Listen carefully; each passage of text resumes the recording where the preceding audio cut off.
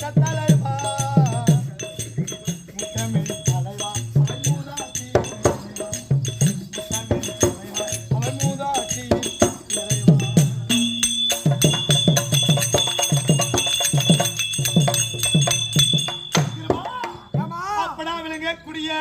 கண்டா கடம்பா கதிர்வேல கார்த்திகையா அப்படி சொல்ல முடியாது.